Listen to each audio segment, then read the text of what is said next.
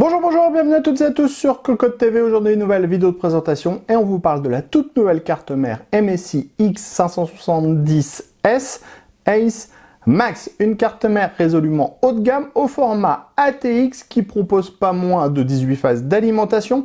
On retrouve bien sûr un équipement complet avec de l'Ethernet 2,5G, du Wi-Fi 6E et une dose absolument énorme de ports M2 et PCI Express en 4.0. Le prix de ce nouveau modèle, 479 €. Vous allez le voir, il arrive avec un bundle qui est vraiment conséquent et on vous propose de la découvrir tout de suite maintenant sur Cocotte TV. On commence comme toujours avec le packaging. On a le droit à une bonne grosse boîte noire avec les logos MSI en doré. Également pour le Ace Max, on a une photo de la carte mère, comme ça on sait tout de suite à quoi s'attendre.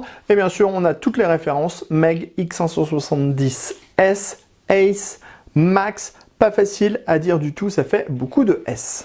On passe maintenant au bundle qui est clairement conséquent. Alors on va retrouver toutes les choses classiques comme des petits autocollants, différentes petites notices, tous les câbles à destination du RGB ou encore des sondes de température. Ensuite, un petit peu plus exotique, on va voir un mini tournevis cruciforme plat, une clé USB avec tous les pilotes, les utilitaires en 16 Go. On va avoir 4 câbles SATA.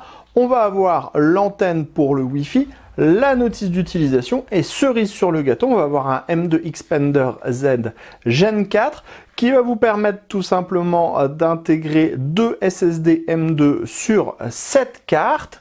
On a un petit ventilateur, on a même du RGB et ça vous permettra donc tout simplement d'avoir 2 ports M2 additionnels. Vous pourrez bien sûr faire tout fonctionner en RAID et vous pourrez même, si vous le désirez, aller encore plus loin en mettant en RAID avec les ports M2 PCI Express 4.0 qui sont présents aussi sur la carte mère.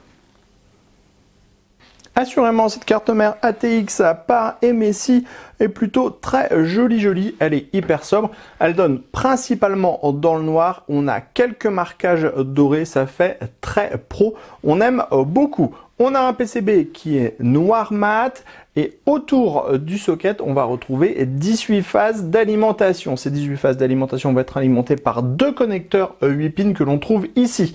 Le tout va être refroidi par 2 radiateurs en aluminium qui sont reliés entre eux avec un caloduc. À droite du socket, on va retrouver 4 DDR4, 128 Go maximum, donc 32 Go par canal avec des normes JEDEC en 3200.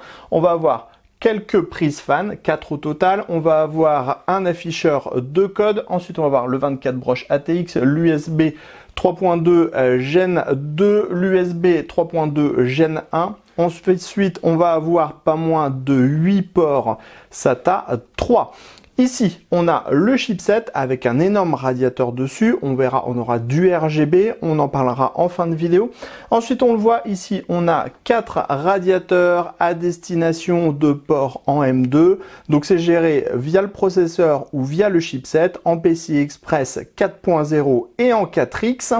On va également avoir 3 connecteurs PCI Express 16X physique. Le premier sera câblé en 16X. Si vous mettez 2 cartes graphiques, vous serez en 8X. Enfin, le dernier est également en 8X. Ici, on a un PCI Express 1X qui partage ses lignes avec le Wi-Fi. Donc là, c'est occupé par le Wi-Fi. Ici, on a la partie audio qui est séparée du reste de la carte mère avec un Realtek ALC 4082 et une puce ESS Sabre 9018. Enfin, dans la partie basse, on va retrouver tous les connecteurs pour l'USB 3.2, les USB classiques. On va de nouveau avoir des prises fan. On va également avoir un power on et un reset. À l'arrière de la carte mère, le renfort sous le socket, les points de fixation avec la barre métallique pour les radiateurs qui vont s'occuper de dissiper la chaleur des VRM. Enfin, ici, on a tous les points d'ancrage de la carte mère qui sont bien précisés et tous les points auxquels on doit faire attention et qui ne doivent pas toucher de métal. On passe maintenant à l'arrière de la carte mère. On retrouve tout d'abord les boutons de gestion du BIOS et le port USB dédié à la gestion du BIOS. Ensuite, on a 3 USB 2.0 classiques. Viennent ensuite 4 USB 3.2 Gen 1. Ensuite, on va avoir, vous le voyez, 1, 2, 3, 4 USB 3.2 Gen2, donc en 10 gigabits par seconde, dont un qui est en type C. On va avoir ici le Wi-Fi qui est en Wi-Fi 6E avec une puce Intel AX210. Juste à côté, on va avoir une puce Ethernet 2,5G avec une puce Realtek RTL 8025B. Enfin, juste à côté, on a les prises audio avec les sorties jack, mais également une sortie optique. Le tout sera piloté par une puce Realtek ALC 4082 et on a également une puce ESS Sabre 9018Q2C. On en termine de cette présentation de cette carte mère X570S Ace Max par MSI avec la carte mère qui est justement allumée afin de découvrir les zones RGB. On a donc une première ici au niveau du chipset, on en a une seconde juste derrière le ventirad avec un dragon, vous l'avez déjà vu en introduction de vidéo.